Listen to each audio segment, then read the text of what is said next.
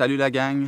Nouvelle vidéo aujourd'hui sur ma chaîne YouTube, puis j'espère que vous allez bien. Je pense que vous avez hâte à la chasse autant que moi. C'est le dindon qui s'en vient, puis là aujourd'hui, je me pratique avec mon arc.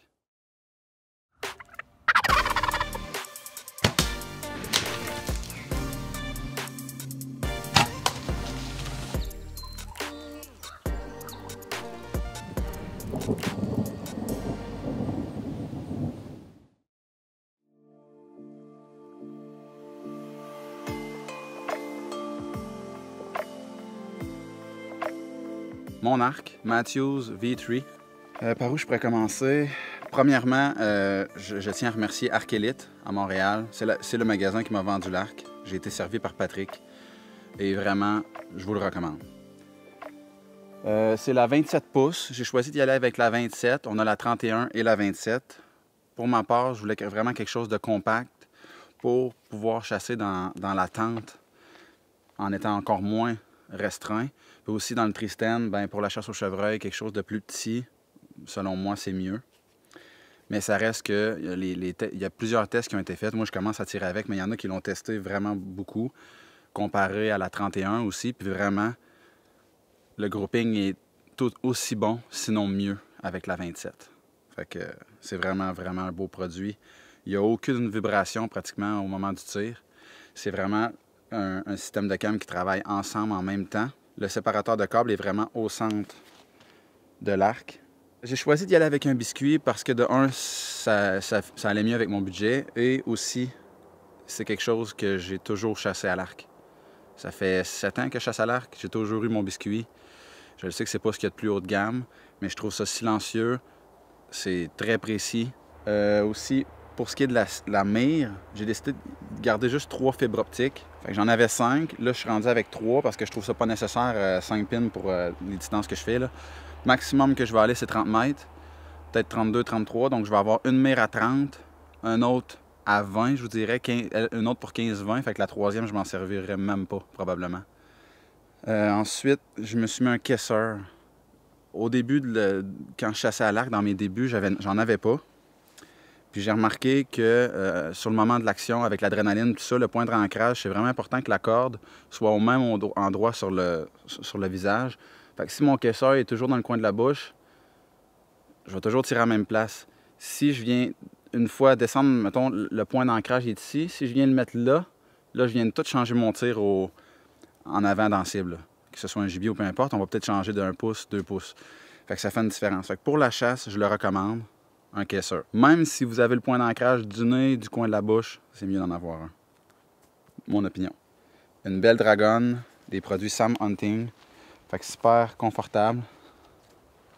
Fait qu'il y a vraiment un lousse. Mais aussitôt que je vais relâcher la tension de mon arc, je vais avoir quelque chose pour retenir l'arc. Quand je parle de tension, je parle de la main. Là.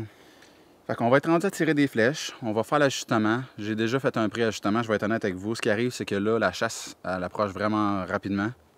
Hier, j'ai tiré vraiment beaucoup assis. C'est bon de pratiquer dans la position dans laquelle on va chasser. Fait que pour le dindon, je suis toujours dans une tente. Peut-être cette année, je vais l'essayer d'ailleurs sans tente, mais en tout cas, je suis assis sur une chaise de camping. Fait que je me suis pratiqué en étant assis. Fait qu'on va tirer une première flèche.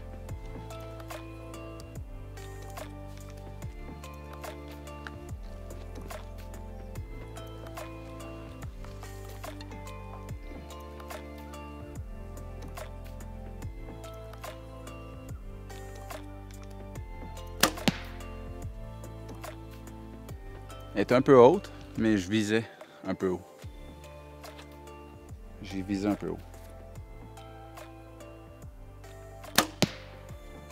Elle est bonne. Fait que là, déjà en partant pour le dindon, je veux tirer pas plus loin de 15 mètres. Fait que là, à 17, comme ça, je suis vraiment dans les distances que j'avais prévues. Puis, je peux pas trop rentrer dans une grosse séance de tir juste avant la chasse. Ça m'est déjà arrivé, maintenant on vient comme fatigué des épaules et tout ça. Fait que je tire à peu près 30 à 50 flèches par jour, c'est déjà beaucoup. Là.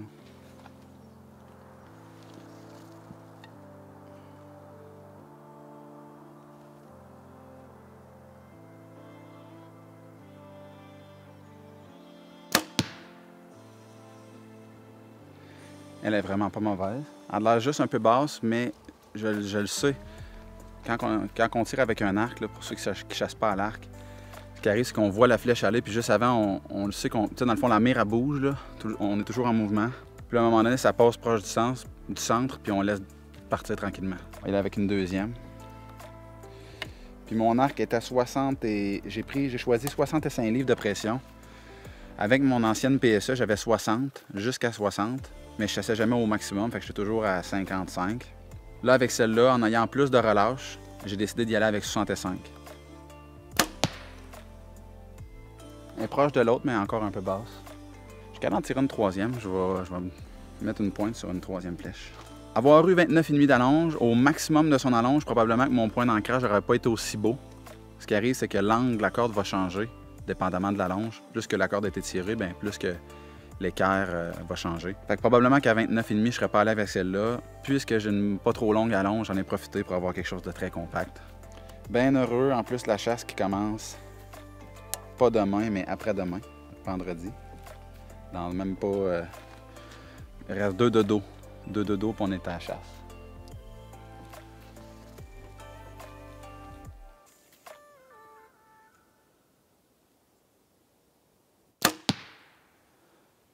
Dindon, il est mort encore. Mais tu sais, je suis pas... c'est pas parfait encore, mais il n'y a jamais rien de parfait. Puis, tu sais, là, je les vois pas exactement. Vous le voyez, vous, là-bas, que l'autre caméra. C'est satisfaisant, là. Mais ça reste que c'est pas toutes des flèches dans le même trou, là. Fait que là, je vais tirer quelques flèches assis sur une chaise, comme si j'étais en situation de chasse. Pas mauvaise. J'aime ça me donner des défis, puis c'est pas vrai, n'importe quel tireur à l'arc, là. Non, c'est vrai qu'il y en a qui sont bons, mais le niveau de difficulté est vraiment augmenté, là. Plus on se pratique, plus on met les chances de notre bord. Ça fait qu'à un moment donné, la marge d'erreur est moins grande, moins probable.